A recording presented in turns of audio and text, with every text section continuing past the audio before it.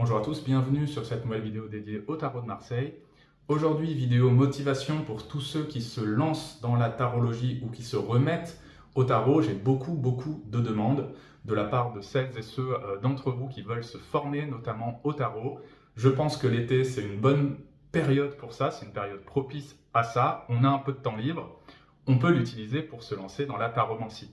Alors moi, je veux faire cette vidéo vraiment, et je l'ai intitulé « Osez dire ce que vous voyez » parce que c'est quelque chose que je vois, un blocage que je vois souvent chez mes nouveaux élèves, mais aussi parfois chez des tarologues plus expérimentés.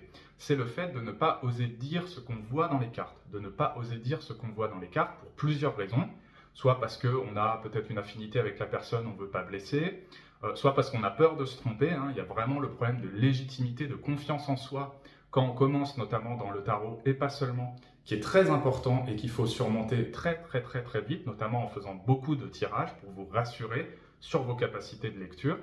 Il y a plein de raisons qui font qu'on ne lit pas forcément ce qu'on a sous les yeux. Et moi, je veux vous dire quelque chose de très important, le tarot ne va pas vous mentir. Le tarot peut vous dire plus ou moins n'importe quoi si c'est la 15e fois que vous posez la même question.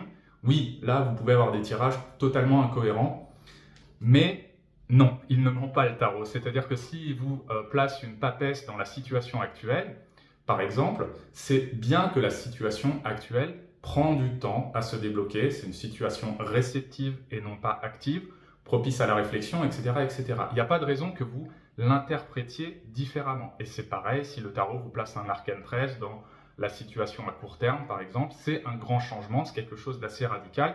Il n'y a pas de raison que vous l'interprétiez différemment. Qu'est-ce qui se passe quand on rate une interprétation? C'est pas le tarot qui a dit n'importe quoi, c'est pas les cartes du tarot qui sont mal placées ou quoi que ce soit. C'est le fait de les lire qui est un peu à côté de la plaque. Alors souvent, il y a des erreurs de temporalité, c'est pour ça que j'en ai parlé dans une précédente vidéo, pour vous aider à vous orienter un peu mieux sur la temporalité. Mais surtout, ma dernière vidéo, c'était aussi dans ce but-là, c'était de vous dire en quelques secondes, vous pouvez déjà analyser les grandes lignes du tirage et déjà dire des choses à votre consultant, à votre consultante. Moi, ce que je veux rajouter comme conseil, c'est ce que je donne vraiment comme conseil à tous mes élèves qui commencent. N'essayez pas d'être trop précis et n'essayez pas forcément de parler le même langage que la personne en face. Dites simplement ce que vous voyez. Vous avez tempérance, pareil dans la situation actuelle ou dans la situation de départ par exemple. Vous pouvez simplement dire que là, ça va prendre un peu de temps, que ça s'installe un petit peu sur la longueur, qu'on peut aussi miser sur certains échanges.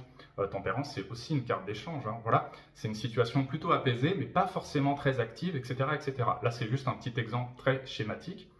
Et en fait, vous laissez votre consultant, votre consultante interpréter avec ses propres mots ce que vous êtes en train de dire. Si par exemple, vous avez quelqu'un en face de vous qui parle un langage très technique ou un langage qui n'est pas le vôtre, vous avez, je ne sais pas, quelqu'un qui bosse dans un milieu technique comme l'ingénierie ou ce genre de choses-là, ou même dans des milieux que vous ne connaissez pas, dans la police, dans l'armée, que sais-je, c'est du hasard total, mais vous ne pouvez pas essayer de transposer votre lecture avec ses mots à lui ou à elle. C'est à la personne, c'est à votre consultant de l'analyser et de l'interpréter. Vous avez un bachelor qui arrive un petit peu plus tard, vous pouvez simplement parler d'une nouvelle opportunité ou d'une rencontre, quelque chose de nouveau qui va s'ouvrir, prochainement ou moins prochainement, et l'idée de choix à faire. Le bachelor, c'est aussi une carte de choix très importante.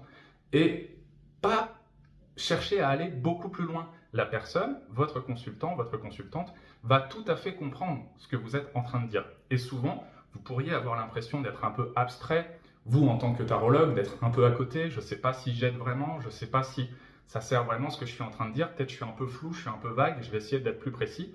Et c'est au moment où vous essayez d'être beaucoup plus précis, que ce soit en temporalité ou dans les termes que vous utilisez, c'est là que vous vous plantez. Et c'est là qu'il y a des erreurs d'interprétation. Alors que souvent, si vous faites, voilà, vous restez un peu abstrait, pas forcément vague, vous répondez aux questions, évidemment aux questions qui sont posées, mais simplement en lisant la symbolique des cartes telle que vous la percevez, sans essayer de parler le langage de la personne en face de vous. La personne, elle va souvent vous dire « Ah oui, ça me parle ». Ce que vous dites, ça me parle parce que moi j'ai ça qui arrive, effectivement, ça colle bien avec ce que vous êtes en train de me dire, et justement, j'aimerais bien anticiper ça, voir ce qu'il y a après, comment ça va se passer, etc. etc. Donc voilà, c'est vraiment un conseil très simple. Je sais que ça peut être difficile à appliquer au début parce qu'on cherche toujours à en dire plus. On cherche toujours à en faire plus, à être toujours plus précis, à essayer de dire, alors là, votre nouveau boulot, ça va être ça va être comme ça va se passer comme ça, et là, vous vous plantez. Et ça, c'est valable pour tous les sujets, pour toutes les questions qui peuvent vous être posées. Donc, quand vous commencez le tarot, après, quand vous avez des années de pratique, des centaines, des milliers de consultations, comme moi, par exemple, à votre actif, vous pouvez essayer d'aller beaucoup plus loin. Mais au début, les premiers mois, peut-être même la première année de tarologie, restez simple, restez sur des tirages simples, restez dans les grandes lignes, en fait, et laissez la personne avec sa connaissance de sa situation, sa connaissance de ses termes, appliquer les conseils du tarot, en fait, parce que c'est toujours ça.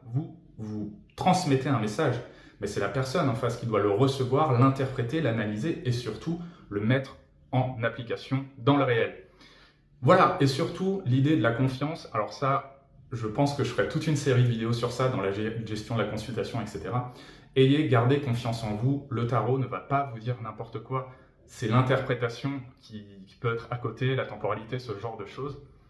Mais ayez confiance en vos capacités de lecteur, de lectrice du tarot. Souvent, je vois beaucoup d'élèves ou même d'apprentis tarologues qui s'auto-bloquent en fait, qui se bloquent eux-mêmes parce qu'ils ont peur de dire « là je vois quelque chose, une maison Dieu, est-ce que je l'interprète un peu de manière brutale, est-ce que je dois le dire ?»